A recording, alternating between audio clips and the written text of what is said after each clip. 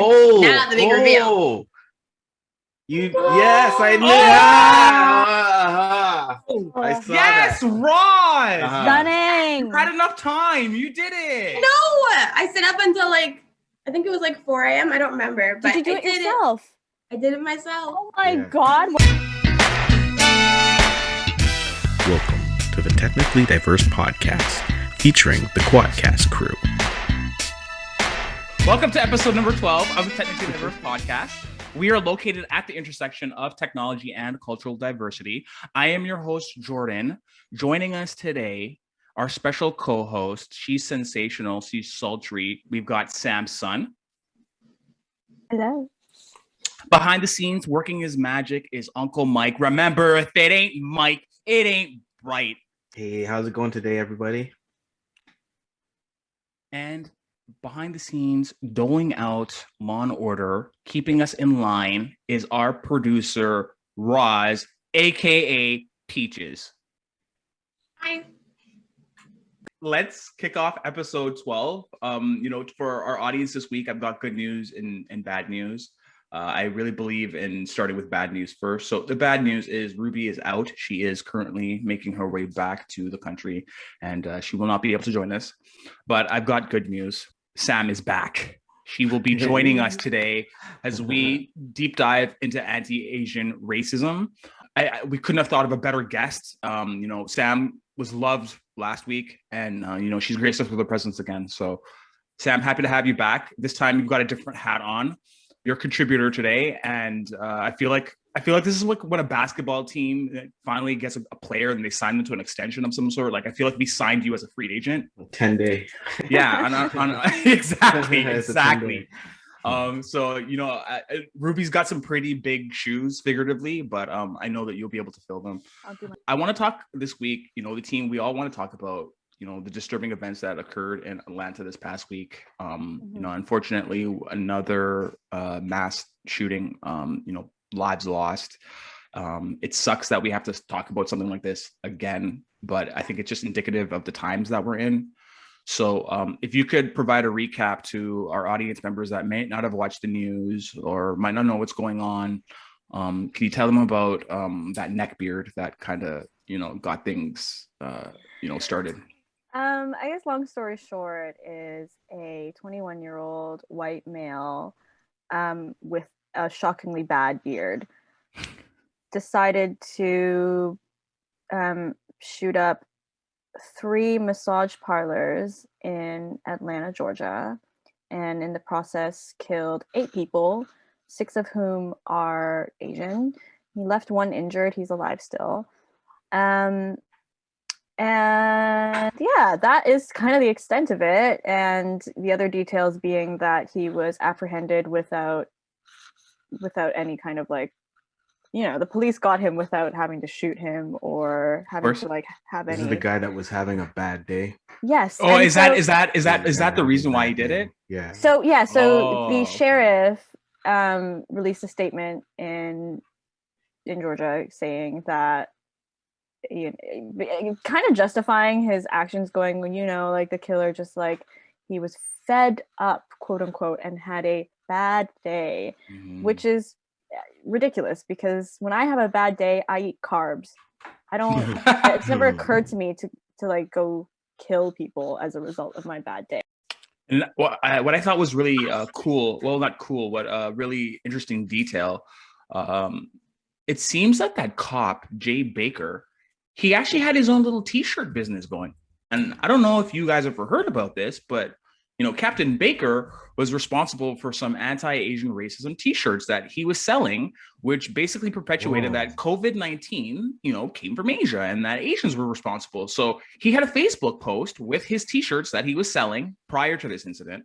And again, it really makes you look at these situations that unfold, and it makes you look at America, really, because you don't really have to peel the layers back far to find racism. And to see that this cop, who's the lead investigator on this case, was selling T-shirts like that with those messages in the open, and it really goes to show you the oversight of what's going on. And it really draws parallels to when we've seen other mass shootings and protests. And you've come to find out, especially after the Capitol inauguration, that these are people with everyday jobs that are in high positions, whether they be, college professors, doctors, lawyers. And it's just shocking that how blatant and how widespread racism is in the States. I mean, it is. I mean, situations like this, as horrible as they are, I think are a really, I guess, not, I wouldn't call them important, but what it does is it shines a mirror on like society at large, and what you then see all these moving parts of this situation and how like white supremacy and violence and misogyny and like just hate in general is an intrinsic part of how that system works. Like policing in and of itself is like predicated on the basis of racism. Mhm. The Yeah. police were like created so that they could like chase runaway slaves. Like, Yeah. But people don't know that. Yeah. you can't remove that from the existence of like police itself. So you can try to like police reform, we need to blah blah blah, all this stuff, and I'm like, you're reforming a system that was built off of like the back of racism to begin with. You just got to get rid of the whole thing and start over. From overseer to officer. Yeah. There's like a lot to unpack there as well. Again, people are currently in the middle of debating, rightly or wrongly, whether or not it is a hate crime and what kind of hate crime it is. I am of the opinion that it doesn't really matter how you want to like paint it, because at the end of the day, 8 people died. I read the GoFundMe for the 2 boys who were orphaned as a result from their single mom dying. The oldest one is 23 and his younger brother is a minor. It's fucking heartbreaking. They have raised $2.5 million on GoFundMe, but I'm sure they would prefer to have their mom. Yeah. So, okay, Sam, let's pivot back. Who was targeted here? Because I think it's really important to call out who was specifically targeted. So the words of like the killer himself say that his fed up and having a bad day as a result of his quote unquote sex addiction. I think it was actually verified that he was a regular customer of these massage parlors, which is where he was targeting. And so this then asks the question of like, okay, you were obviously targeting women, more specifically sex workers, and then even more specifically Asian migrant sex workers. This is kind of contentious because I don't think, and I don't know, and it's not proven yet, whether or not these women who were killed were actually sex workers. That's not really the point. The point is that the assumption is there that if you were Chinese or Korean or Thai or Filipino and you work at a massage parlor, the assumption is that you give happy endings, that you must be a sex worker, when like 75% of massage parlors are legitimate businesses that don't offer that kind of service. So it's the assumption that they're sex workers that makes their lives disposable and their deaths easy to, throw away and make a joke of. And then their migrant status and the fact that they're Asian, knowing that they're more vulnerable because of that they don't like, these aren't people who are treated well by law enforcement. They don't have protections. They don't have access to workers' rights. So they're easy targets. Yeah. Whoa. It is what it is. It's really depressing. That is like all the intersections of who these people are and why they were targeted. The one thing that I like the progression of it. That's what I was saying. I want to say I'm glad about it because it's something that should have been there from before. Mm-hmm. But with the movement that is happening, like with BLM and the awareness of everything, the one thing internally to me, obviously, is I realize that you're not alone in what you're thinking about, right? Or what you're experiencing. So, myself as a Black male, you experience certain things. Yeah. And I can see it from, Black male's point of view. I remember I was on a town hall and different people were talking on this town hall, and they were all part of different different races. Ethnicities. Yeah, they're in different races, and they were talking their story. And what I realized is a lot of the stories are the same, and people on the good side are there to help each other. And once we can do that, and as we just said, from overseer to officer, that stuff can go away, hopefully, in time. Yeah, I mean, this is sort of another sort of bigger point of contention, which is like many tragedies and mass shootings, it is often the climax of a very sort of boiling point and rise in tension between often like minorities against each other, and you get all these like warning signs. Part of the reason I felt really like I didn't say anything immediately after it happened because it was just exhausting is because it's not like I didn't see this coming. I've been talking about like racism against everybody, but a lot of it is like racism towards me for years now. And then obviously now knowing that like COVID was such a big deal, and then all the anti-Asian racism that was happening as a like rising as a result of this isn't like the first time I've talked about it. It's not the first time like lots of people have talked about it. This is definitely not the first time Jeremy fucking Lin was talking about it, right? Like we've been saying this stuff. It's been happening, yeah. Yeah, I've seen that there's been an increase of like 717% of racially motivated discrimination or attacks against Asian or people of Asian descent in Canada. I saw an elderly lady got punched out last week. I saw that.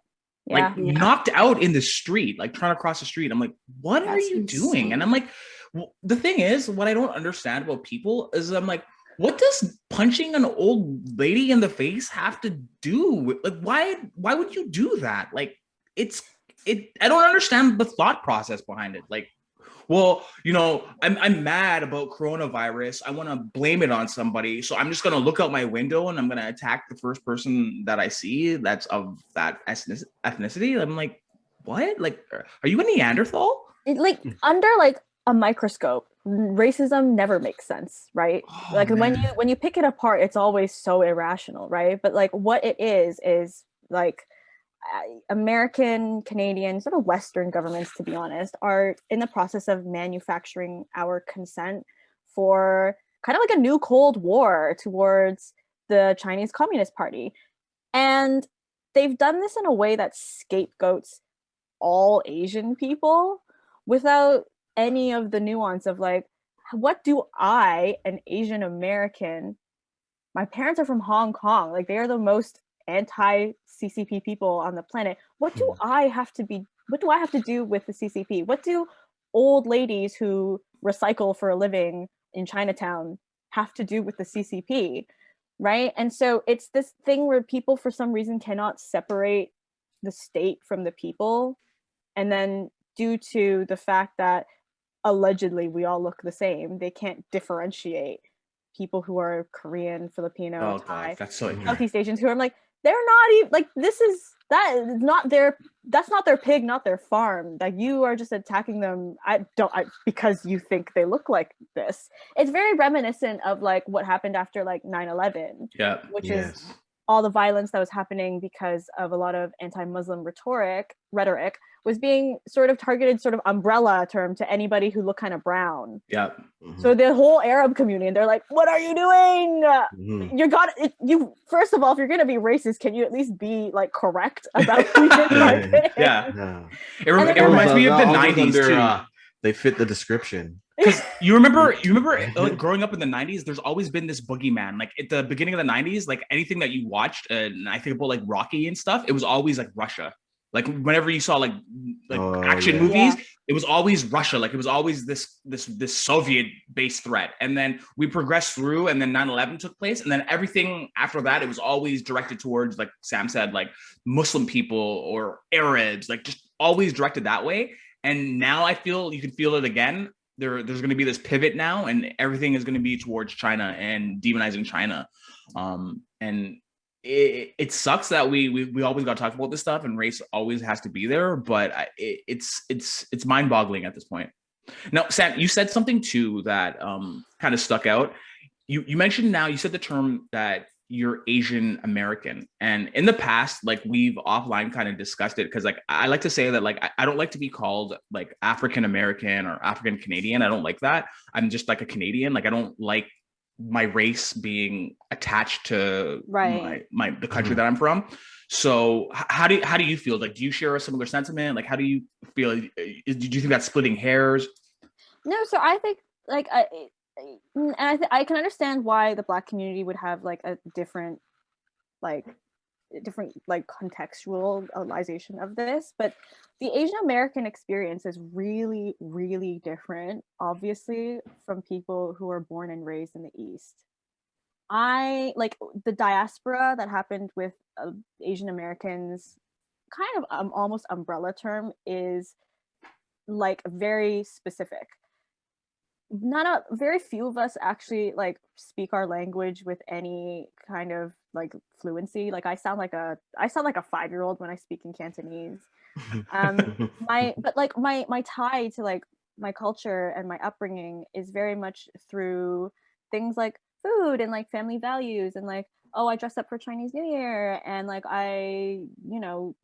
Chinatown, but like I was raised in the West. So when I go back to places like Hong Kong, or I was in China recently, like in 2018, culture shock. I had a culture shock. I'm like, oh my God. Like you had a culture shock going back to China? I've never been. Wow, that's interesting. There. Yeah. And I think this is true for like most people who are like, we have like acronyms for this. So ABC is American born Chinese, or CBC is Canadian born. BBC is British born Chinese. Like a lot of people have this. Yeah. For some reason, I don't know. We decided like network acronyms was how we do it. So yeah, I'm fine with the identifier Asian American, because like that like is a nice tidy way of explaining my diasporic experience. And like, yeah, like I identify more with them than I do with like a lot of the international students that I went to school with. For example, like one of my favorite, like a good friend of mine, he's Taiwanese, but he's actually from Taiwan. He goes, the second I looked at you, I knew you weren't from the East. You don't bring me. Did he say it like that, from the East? No. I envision, that's how men sound like in my brain. I'm sorry. It's so rude, but that's how it is. And it's like, I was like, what gave it away? And he goes, the way you dress, the way you do your makeup, the way you walk, the way you carry yourself, it is so obvious. And like, they can see it. I can see it. I can tell if somebody is a quote unquote fob, fresh off the boat, right? Like I can tell if you were foreign versus if you were born here. Yeah. The difference is pretty mannerisms clear. Are different. So, and then like one of the examples I like to think about is like generally people, so for example, specifically Japanese people tend to have a very different view of cultural appropriation than Asian Americans do. Actually, Japanese people from Japan don't think it's that weird for white people to dress up in kimonos. They're just like, oh, they can just enjoy the culture, blah, blah, blah, blah. That's fine. But it's also because like they live in a very homogenous society and they're very, very, very, very far apart from white American culture. Asian Americans tend to take that shit a little differently because we've been watching it our whole lives and we've been subject to the white gaze. Like we are the ones who had to change our names to be easier to like pronounce in the middle of like elementary school. Like we are the ones who had to do that. So to then watch white people put buns in their hair and chopsticks and like pretend that they're Chun-Li. You don't like waifus then? No, I really am against people cosplaying other races. Like this is a conversation about hair, right? Like it is like I literally had this conversation with one of my friends. Bless her. She's Greek, and she was like, hey, do you know how to do box braids? And I was like, what are you asking for? And she goes, oh, I was just thinking of getting some. And I'm like, let's investigate that, shall we? That's always how I have to bring it up. I love it, Sam. Let's interrogate that. And I had this long sort of drawn out conversation where I was like, I'm not telling you can't get box braids done. I'm asking you why you want them done. And the answer is always like, why do you want to cosplay Black people? It's fine. Like, why are you not able to listen to rap and have proximity to Black culture without dressing up like them? It's very strange. It's fine. You have the like entirety of like white people hair, like disco, Farrah Fawcett, ABBA. You have the whole entirety of like beautiful blow dry blowouts. Why do you want me to put box braids in your hair? That is very strange. Also, why are you asking me? Go ask someone. Why asking me? Oh yeah, that's a good point too. Why would I know how to do box braids? Well, hey Sam, your costume game is pretty tight, so maybe that's why she was like, you're the only person that she could go to, right? But I just if I was gonna consult on a costume, I'd probably come to you. Yeah, but But so, are you saying that dressing as a Black person is like cosplay? Are you saying that it's a costume that they're wearing? Pretty much, because I'm like, you get to just decide when you like. Black women don't get to decide when they don't feel like looking a certain way anymore. You just look that way. And for her and for like a lot of like white folk, putting things like wearing a really cheap Amazon cheapao or cheongsam that's been sluttyified and buns in your hair and chopsticks is very similar to the feeling I get when I watch like white passing Latina girls who date Black men put braids in their hair and be like, oh, like my Black girlfriends don't mind, or like my friends who have like SoundCloud rap careers don't mind. And I'm like, just because like 3 Black folks said it was okay really doesn't make it okay. And I just like, why do you want these things? Like, why do you want grills? Why do you want to pay for grills? Why do you want box braids? Have you asked yourself, why do you fake tan? Can we I just need a little bit more critical thought in your process. For yourself, right? Right. And their justification for this is always sort of like, oh, well, I mean, it's just hair. And like, these people said it's okay. And again, like, just because like this random Japanese person in Japan said it's fine for you to wear this like slutty Amazon kimono does not mean the rest of the Asian American diaspora think it's okay for you to do that while perpetuating all these stereotypes, which then results to violence, which then resulted in the death of like 8 people. I love when they get the cosign. See, it's okay. They said I could do it. I'm allowed. I got one person said I'm allowed. It's all good. And then that's also that question of like agreeable people, and a lot of Black strippers I know have a huge problem with other people in the Black community who they consider agreeable, and they're like, fuck them, they don't have anything to do with Black liberation. And I'm like, whoa, I am not part of this conversation, but I've got popcorn and I'm eating it and I'm watching you guys fight. Fucking, it's very juicy and very, very, very intense. But it's true. It's like,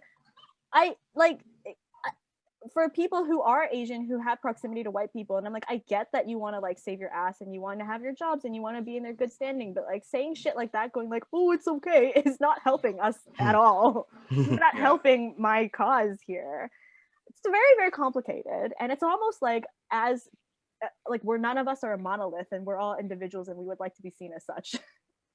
Yeah, I find it refreshing that to hear that another race too doesn't like cultural appropriation, because like being Black, you tend to think sometimes, well, I do, I'm like, is it just me having thin skin? Like, I'm generally offended by this.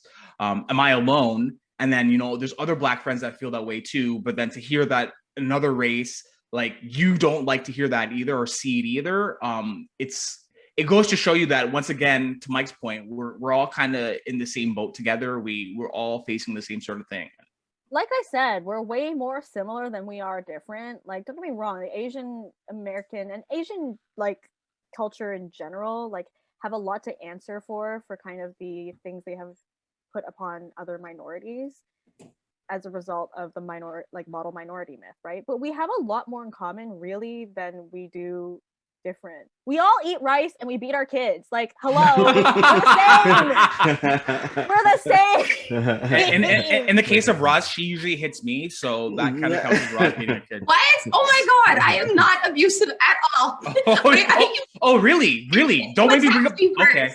All right, like, here we go. We all live in matriarchs. Like, I don't know a single, like, to be honest, I really don't know a single, like, of my Jamaican friends or West Indian friends who, like, are like, oh yeah, like, my dad runs the house. I'm like, no, your dad doesn't run the house. Your mom runs the house. Your dad's just like, yes, honey. Like, that's how we all are. You got hit by a slipper. So did I. Like, Dad, the slipper. It's sometimes it's a chopstick for me, but usually it's like the slipper, the coat hanger. Like, we're the same. We're all the same. Like, we have coat hanger. I know, and it is like this again. Like a huge part of these conversations is us being pitted against each other. And I'm hey, Roz, you got to jump in here. So Sam, you mentioned like the model minority myth, and I want to explain just in case anyone doesn't know what it is. Right. Yeah. It's that Asian people are a great example of how other people of color can fit into American and thereby North American society. And it was legit created by an American guy to say that, hey, look, there's these Japanese people, we put them into these camps, and look, now they're super nice and everyone's getting along. They don't have any problems. And it's happened during the 60s and they don't have any problem. But look at these Black people who are fighting for all of these rights, making all of this noise. They're terrible people, blah, blah, blah, blah. And again, just making sure that there is division within people of color, and to show that we can rank other people of color higher than we will the Black people, because again, super inferior. And let's show them how it should be done. It's shocking to me. And also the Asian American community has a lot to answer for, especially the old heads, because obviously people like my grandparents and my parents have for a long time bought into the model minority myth because they've been fed it, right? And they're really desperate to make sure that like we still fit that whole, the box. But like it doesn't take into the account the fact that like Asian American diaspora has a completely different experience from Black folk in America and North America. And I'm like, we came putting all our wealth in our buttholes and running away from the communists, right? Like that's how that happened. That's not exactly what happened with Black folk in America. Like they were like kidnapped 300 years ago and then enslaved, and then they had all their wealth taken multiple times away. Very different situations. And I'm like, how can you compare us as immigrant apples to oranges? It's totally different. And I'm like, some of us came here because we wanted to, and we got to take our wealth with us, and then slowly destroy the real estate market and inflate it to massive prices. Like that's not how the Black community works at all. It's totally different. Like, so it's this lack of conversation and lack of nuance. And but this is how white people see us. This is the white gaze, that we are all the same because we're all different looking from them, and that we all fit this specific immigrant minority, again, myth, and that we somehow fall in a hierarchy of how well minorities have done, quote unquote, financially and in terms of social status in the West. And it's like, well, okay, none of this makes any actual rational sense, because again, you are comparing us on like a foundation of like, well, we literally do not have the same history here. And so that is how they pit us against each other. And we talked about this in our last meeting, but I want to make sure I bring it up. Basically, there's a ton of like anti-Blackness in the Asian community, and because a ton of the like sort of build-up violence that has happened is at the hands of other minorities, so the Latina community, Latinx, the Black community, committing sort of like punching the shit out of like the older generation of Asian Americans on like Chinatown, right? But like I want the Asian community really hard to like, I'm like, please do not scapegoat Black people as a result. Like they didn't do this because they're Black. And then on the other side of that spectrum, it's like, I also completely understand how Black people feel about Asian Americans being super anti-Black. I understand the whole issue around like Asian Americans open up businesses in Black communities, take a lot of the money and a lot of the income. They make tons of money off of like the hair stores, the convenience stores, the liquor stores. And I'm like, but you don't give anything back. Like, of course there's going to be tension. But then I want us to all think, okay, we're a bunch of red ants and Black ants in a jar.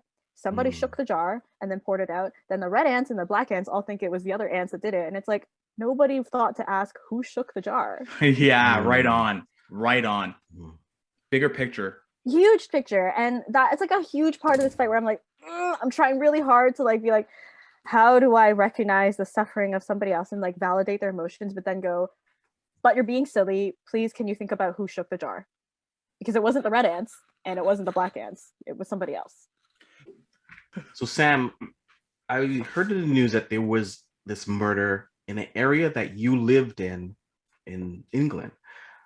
Can you explain a little bit about that, your thoughts, and, you know, especially since it's coming from an area that you're familiar with?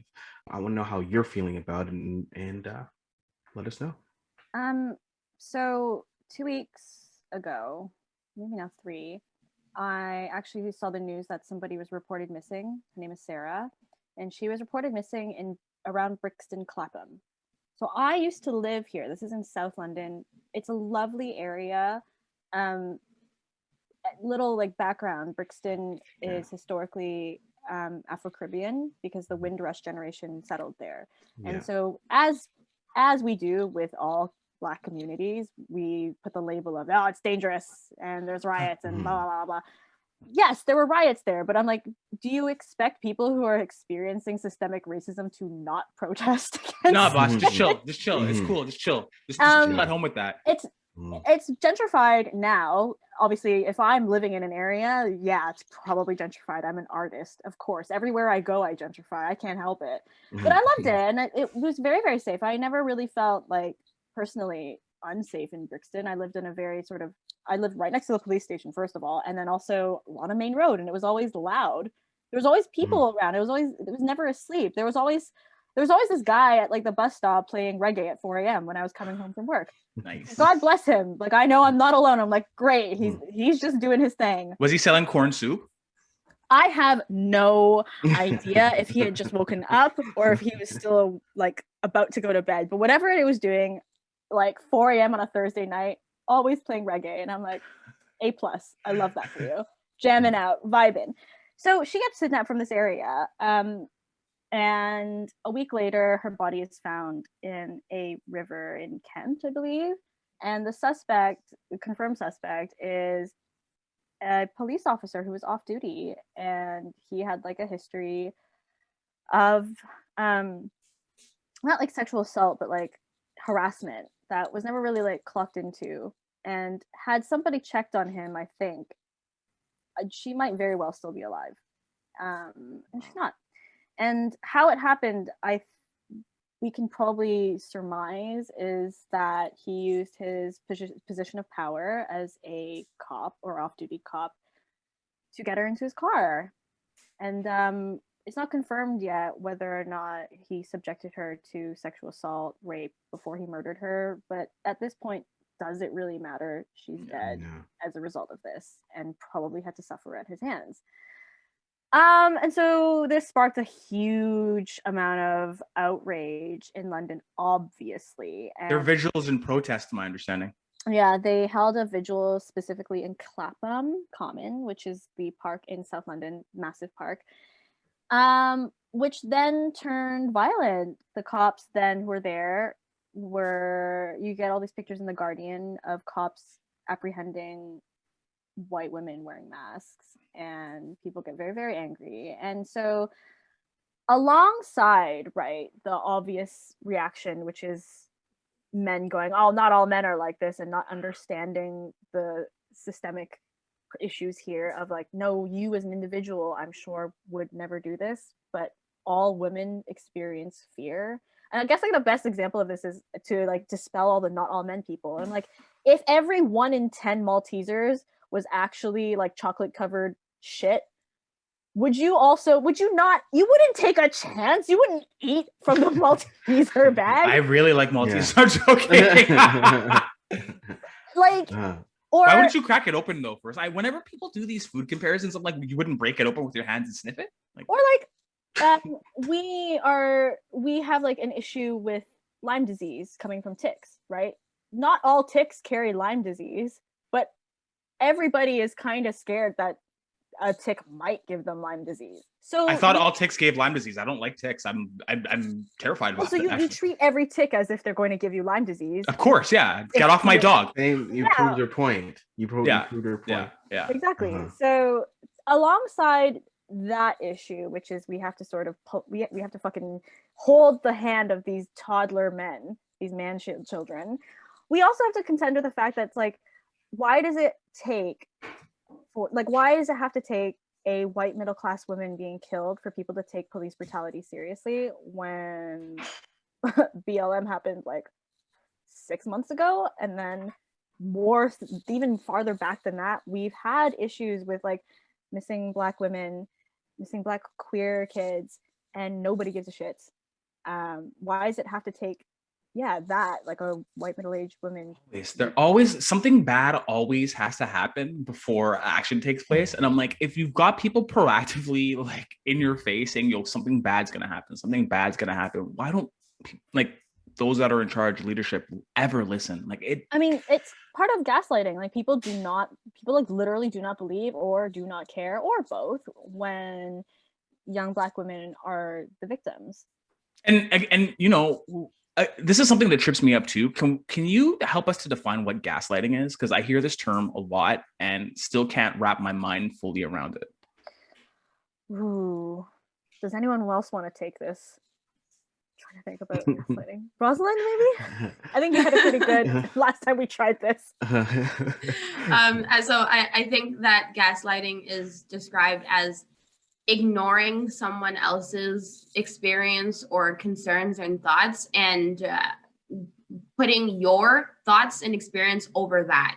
And so it really is, if a woman is coming to you and telling you that I'm afraid of walking home in the afternoon or in the evening, and then you say, well, so am I. So what does that have to do with me? Or I don't know how I'm going to help you. I'm scared of walking alone at night too. Instead of thinking, okay, why are you afraid? How can I support you? What can I do to discourage these guys that I know possibly that have been involved? I think the definition in the dictionary, I'm just looking at the definition right now, is a form of emotional or psychological abuse used to manipulate someone, and that someone could be a person or like an entire group of people, by psychological means into questioning their own sanity. And you know, Roz, that example that you gave was excellent, because I always struggle with the phrase gaslighting. I've never gotten a really good, you know, explanation, but the one that you just gave was really, really good. And it kind of reminds me of, you know, when BLM is happening, or when there's been like protests and stuff, and you know, you bring up like George Floyd getting shot, for instance. Like I had brought that up to you know, a group of individuals, and the first thing I got back was, well, you know, what about Black Lives Matter? Like they don't handle their finances properly. Like they're not donating money and handling their administration. And I was thinking to myself, I'm like, what the hell does Black Lives Matter internal like finances have to do with the fact that somebody just got killed by the police, and that like this guy is essentially murdered? Like, what does one have to do with the other? Well, and it also has to do with, you know, you say Black Lives Matter, and then there's all these other hashtags that come out against it. Like you're like, when they totally miss the point. Like you have Black Lives Matter, then you see people saying Blue Lives Matter. Oh my God. It just misses the whole point, right? And that's what I keep thinking about, that not all men, because, you know, there's a point it's like intentional. Yeah. If it was in good faith, right? If these questions are being asked in good faith, I wouldn't have a problem with it. But they're not asked in good faith. Nobody gives a shit about cop lives until you bring Black lives into it. Nobody talks about, for example, nobody talks about sexual abuse against men and violence against men until you bring up violence against women, right? Like the amount of people who I remember on International Women's Day, that amount of men who were like, what about International Men's Day? And I'm like, if you had done your research, you would have understood that it's in November and that it does happen. You don't fucking care. I love that. I love when people like start to like shoot from the hip and they get checked. Oh man. But you don't actually care about having an International Men's Day until somebody talks about women. White History Month. If none of it is ever at, like, none of these like questions are ever asked in good faith. And like, for example, one of the biggest forms of gaslighting I see within BLM is whenever you bring up George Floyd, some edgelord on Redditor has to talk about how George Floyd had like allegedly had drugs in his system, or he wasn't like a perfectly clean angel. What the And hell I'm like, does that have to do with anything? like, excuse me, like, does that? Who cares? Why does what does that have to do with anything? Why does somebody's level of maybe like alcohol, or maybe they like to smoke a joint, why does that like bring down their humanity to you? That's very strange to me. Why do you bring that up only in a situation when we're talking about somebody's death? It reminds me too of the inauguration. Like, you have all these people talking about freedoms and like fighting for Blue Lives Matter and stuff, but nobody ever brings up those cops that were killed by those, you know, I consider them insurrectionists. Yeah. Like nobody talks about the cops, the actual police officers that died and got injured, like fighting off these freedom fighters. I'm like, what about their blue lives? I'm like, and so part of this, I guess, taking it back to like what's happened in Atlanta, I'm seeing all forms of gaslighting happen from, again, edgelords on Reddit and on Instagram, where it's like they kind of justify whether or not this is a hate crime using arguments like, oh well, it's not about them being Asian. It was about the fact that he was like targeting women. And it's like suddenly also that targeting women thing doesn't matter so much, because it's like, oh, he was just targeting sex workers. And it's like, why do you bring the argument that like these women allegedly put themselves in this situation, and if they hadn't been working at a massage parlor, they wouldn't have gotten shot up? Why do you bring that up only when we're talking about their deaths in a hate crime racialized context? yeah, like you don't ever you don't bring that up, and you don't bring these facts up in good faith. And I'm like, you're doing it so that you can, again, you absolve the perpetrator of responsibility. And that's like, what we do on like a global scale for white people. And it's the old thing, right? The abuser hits you, and well, you made me do that. You made me so angry I had to hit you. It's on you. It's your fault. Yeah, and we know that's flawed logic. Yeah. So we've kind of discussed all these different, like, why these things happen, what contributes to them, but like, what can we do to like stop the harassment like of women? Like, what are some ways that we can get into it? Because it seems that flawed societal norms have kind of put us in this position where, like, you see this police officer that's using positions of power to like perpetrate this harassment. We've seen with the Me Too movement the same sort of thing, where people that are high up in power, I'm going to say Harvey Weinstein, committed atrocious acts against women. I mean, I even feel like atrocious is like a light word for the sick shit that he was doing, because that guy's a monster. But like, how can we fix this? Like, if I was just some ignorant, stupid guy, and Roz and Sam, like, how would you approach my ignorism to kind of like fix it if I was in that role? Roz, do you want to go first? Sure. So I've had this discussion with a few of my friends recently, and I think that there's a few things that you can do. The first one would be checking yourself. And so if someone is sharing their experiences with you, I hope that you're able to take it seriously and try to understand and empathize with them. Another thing that you can do is check in with people before you do something. Consent is sometimes seen as body language, and body language is impossible to interpret. Don't just use body language or anything like that before you hug someone, before you kiss someone, before you do anything with anyone. I think it's really important that, like, are you okay? Do you want to do this? Are we good? Like simple, really small and easy questions you should definitely ask before you do anything. Another thing is to have these kinds of conversations with your friends and family. And so trying to tell people, like, maybe I know that normally it would have been okay if we did this and that, but I feel like we would create a safer environment and a better place if we instead were more open in communication, if we were checking in with people, if we were trying to ensure that people were safe, and if we stood up for people when we saw that these things weren't happening. It's super important that if you see your buddy like catcalling a lady, like, you're like, hey, like, I don't think it's gonna make her feel comfortable. Maybe like you shouldn't do that. If you're at a party and you see like a guy slapping a girl's butt or something like that, like call it out. If you see a girl doing, or a woman doing the same thing to a man, like touching him inappropriately, call that out too. Like, I think that once we all start to make it not normal for this kind of behavior, then we create a safer place. Also, one more thing, and then I'll pass it over to Sam. I think that a lot of the time people are trying to be, or men are trying to be more masculine because of the fact that we live in like a patriarchal society where if you were to express emotions, if you were to check in on people, and if you were to act more caring, then you're acting like a girl or you're being a wuss and all of those kinds of things. We need to make it more normal for us to not, or we need to stop gendering actions and emotions.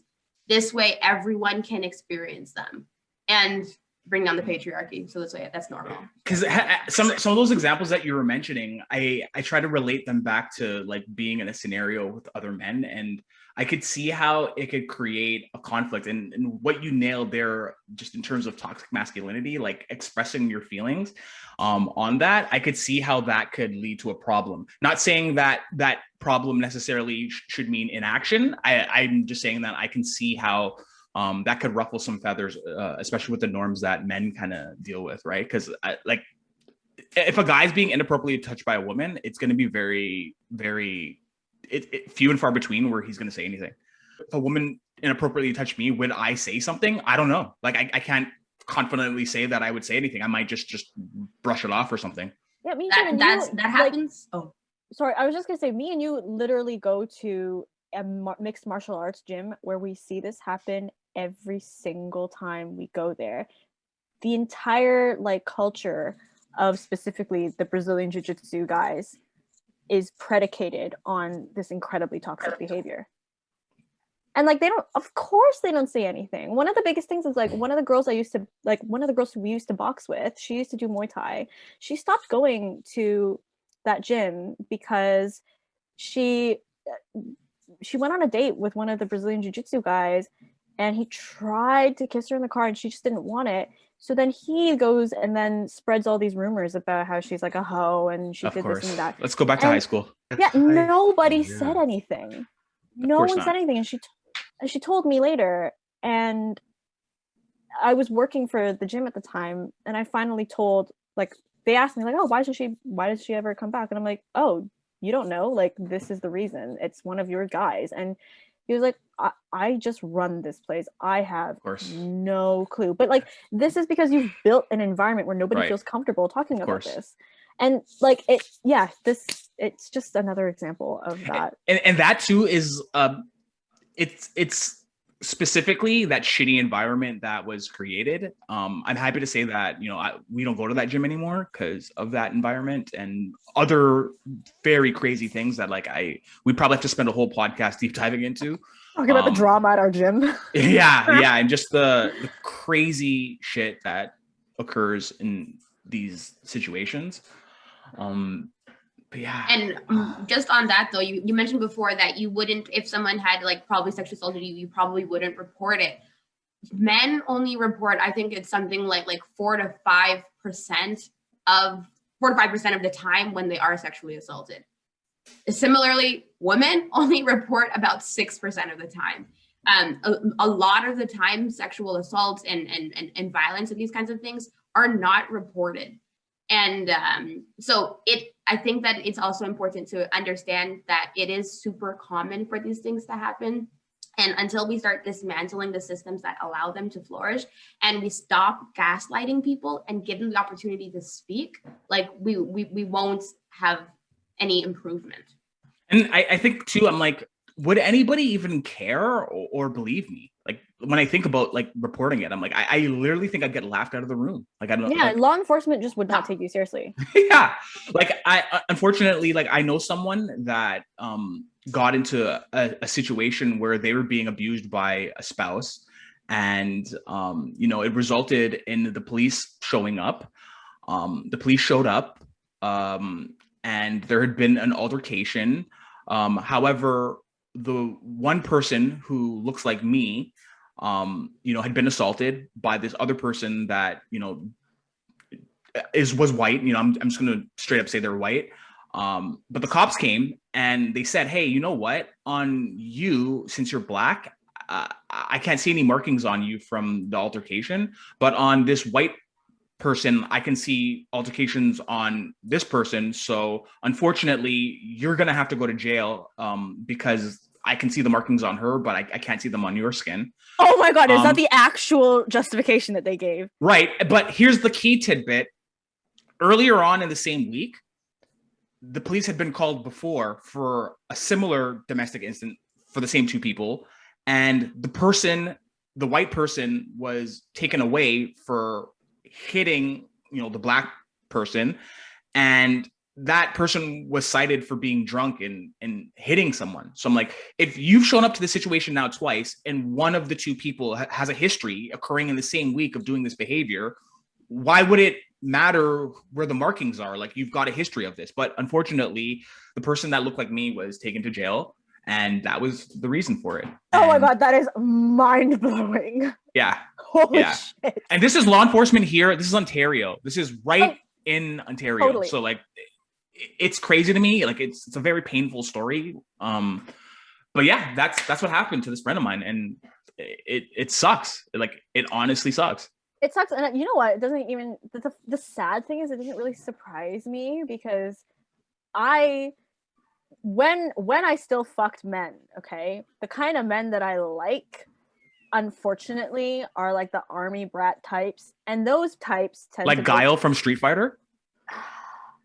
Like the guys who go to our gym, okay? The guys who wear Rolexes, who go to our gym, who fucking, I'm sorry, I don't know. My tastes are just shit. Anyway, so I would sleep with them and then start to like talk to them because I like to sleep with guys before I actually know them as people. Otherwise, I start to disrespect them and I'm like, oh no, this isn't gonna work.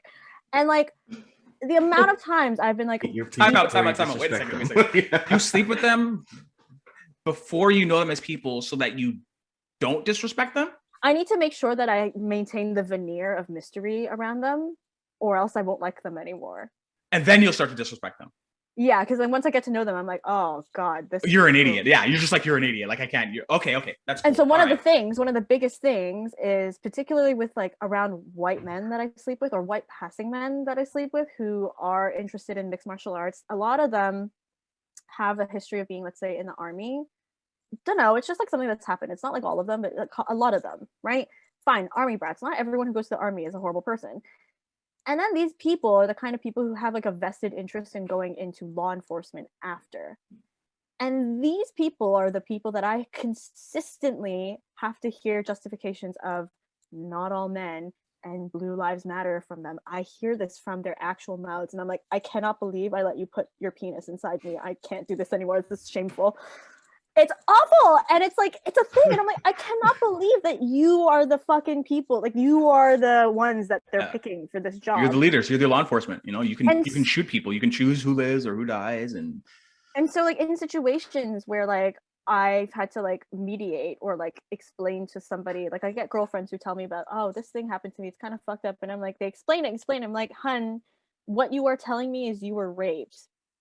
That's the actual thing that happened, but it never feels like that because they never like conceptualize it like that. Also, a lot of denial happening. I'm like, that is what happened to you, and I'm like, none of those people want to take it to law enforcement.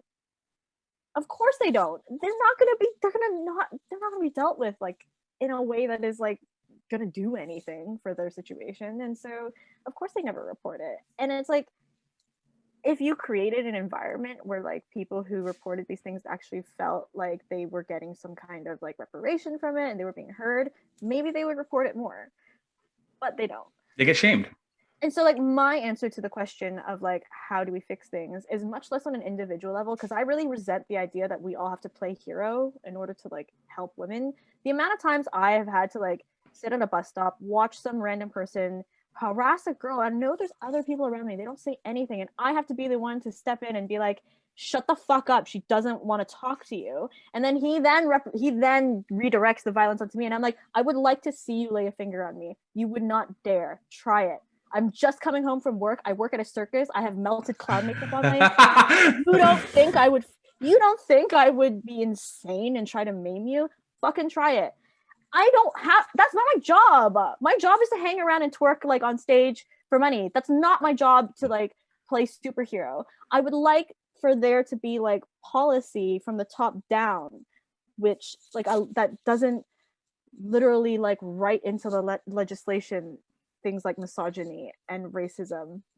Like that has to start from like the top down, because that is what helps build like systems and environments where people do feel comfortable. And it's like, I mean, it goes down to like, for example, when companies hire and have diversity hires, and it's like, oh, we're diverse. I'm like, your diversity is not actually diversity if your lowest paying members are the only people of color, and then as the power systems get more and more like higher paying, it just gets whiter and whiter and maler and maler. That's not diversity. That doesn't count. But like the reasons why you think that is because the people in power don't have a clue. You haven't put anybody there that has any like lived experience and would think to themselves, hey, maybe doing things this way doesn't make any sense. Yeah.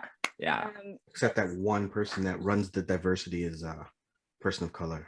Yeah. Well, it's always like the one, exactly. And like, oh, it's fine. We have a diversity hire and they run the diversity thing. And I'm like, yeah, but like, how about your shareholders? Mm-hmm. If your shareholders are all like white 60-year-old men, there's no motivation to change. I feel like maybe you guys do nothing to help, regardless of the nice Black lady who looks like Aretha Franklin who runs your diversity hire. That she doesn't count. She doesn't count. She makes $50K a year. Like that's peanuts to you guys who take home like $500,000 in bonuses a year. That's peanuts. I want her to be the one to take $500,000 a year and her to have some say. Maybe. Yeah. Again, conversations about generational wealth here and everything, but like this is why things don't change. Like people are just like, let me put a band-aid on this and it'll fix itself. And it's like, no, the whole thing from the top down is bad. Get rid of the whole thing. We have to start again. So Roz, what are some resources to support? Because we've covered a lot today, and I want to make sure that we pay some tribute to some of the ways that, again, people can get involved and just draw some awareness. Yeah, so I think that a couple of ways, well, in Canada specifically, or in Ontario specifically, there is Aura Freedom. And Aura Freedom, they're really focused on ending gender-based violence, as well as supporting people that have been affected by it. And a lot of the work that they do is preventative as well as reactive. And so pre-pandemic, they would like go into schools, they would educate boys and girls on ways that they can be more respectful and better people as they grow, and the things that they can expect and the things that they should not be tolerating, and like warning signs, like all of those kinds of things. In New York or in the US, I know there's also Restore New York, and they really support women that are survivors of domestic abuse as well as sexual assault. Those are two really good ones. Do you have any more that you want to add, Sam? So the Butterfly Network, which is Butterfly CSW on Instagram, they are a support network for Asian and migrant sex workers. A similar one called Red Canary Song is based in New York. They are currently taking donations and trying to contact the victims of the Atlanta attack and try to donate to their families. They work directly with migrant sex workers. Yeah, those would be my two, because then that allows for like this intersection of like, well, women, Asian women who in your eyes have to give happy endings. There you go. So yeah, I would start there. But also like locally, like also think about your local grassroots organizations and like what they're doing wherever you may be in the world. And Roz, I know that you had a good thing of the week, because we've discussed some dark topics. Well, not dark, it's real. We got to talk about them. So, to lighten things up, what's the good thing of the week? What happened to you, Roz? So my good thing of the week is not a light topic at all.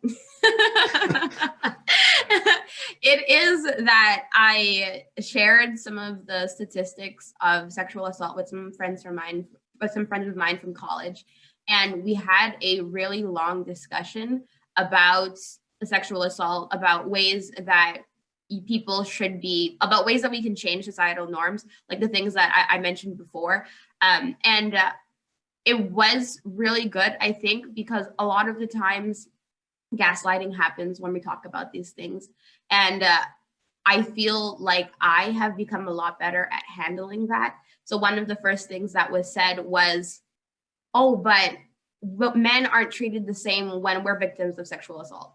And I'm like, that is totally true, super important. I would love to explore that topic another time. But right now, I really want us to be able to focus on ways that we can support women and ways that you all can change in order to become better men. And we were able to have that discussion, and I was just so happy. And so that's my good thing of the week. Nice. And was this amongst your friends group? Yeah. Wow. God, I had like the opposite. So Sam, what was your bad thing of the week? And people all ask me, why don't you just block this guy? And it's like, well, and I have to explain to them, like, I can't just block men off my Instagram because I don't know if they're crazy and will make another account and try to report me for soliciting and get rid of my account and my ability to make money in general. So I have to be nice to men for whatever reason. This dude that I slept with like once. He's one of the army guys. I slept with once, just once. Fucking move on, like 4 years ago. But like we have like a conversation. It always goes this way, like 3 times a year, because my memory is bad because I used to smoke weed as a teenager, so my memory is fucking bad, and I forget that I don't like this guy, and then he goes, oh, hi, how are you? Blah, blah. We have all it takes is like 24 hours for him to say something vaguely misogynistic. I posted one thing about this whole sort of the past nightmare of a fortnight, and then he messages me, I really wish you wouldn't group all men, like not everyone is like this, blah blah blah. And I immediately proceeded to tear him a new rectum. Which, like, in my eyes, I'm like, I feel like you must enjoy it because you ask for it every single time, and every single time I have to be like, were you dropped on the head as a child? Are you missing a chromosome? Like, fuck, I cannot believe I have to explain this to you. And then it's always like, oh, it was just a joke, blah, blah, blah. Like, I can't believe you're so sensitive. It wasn't a joke. I love when people default to, oh, it's a joke. No, it wasn't. And I'm like, if it was a joke, you're not funny. And like, I always have to, and the way I always have to get him where it hurts. And the way I get it is like, God, so unattractive. I was gonna fuck you. I'm not gonna fuck you anymore. And then that's when they get upset. And it's like, well, yeah, because you're fucking stupid. And I can't believe I had to have this conversation again every time. And like, why is it that when we talk about these things and we like want to joke about how the patriarchy is stupid, you have to center yourself? Why? Yeah. I wish his instinct, right, was, okay, I'm getting defensive. Why? And where is that coming from? And why do I think I need to go bother this girl for more emotional labor when I have a problem that is bothering just me? Deep breath. Anyway, it's fine. I just need to stop engaging with people like this, and my memory is very bad, and I keep forgetting that I don't like him. Oh, man. Well, another great episode. I'm glad that we were able to talk about the subject matter. It's definitely hits home right near the top. And we continue to discuss and talk about things that might be uncomfortable, but we have to have these discussions if we're going to make any change and if we're going to see that change anytime soon. So I just want to thank you again, Sam, for stepping in today. You're wonderful as always. Oh, thank you. I love bitching about white people with you guys. Roz, thank you. What we're doing? That's totally what we're doing. Roz, thank you for debuting your new braids today. Your hair is looking freaking-tastic. Amazing. Nubian queen. Fresh. Stop! Don't. Don't. Yeah. Don't do that. Okay. Okay. I'll stick to queen. And Uncle Mike, you're as Uncle Mikey as ever. Thank you for being you. I can't say enough. Thanks for a great episode. Thank you, guys. Thank you for being you, Jordan. You're an awesome host, and we love talking with you. Oh, you. Yeah.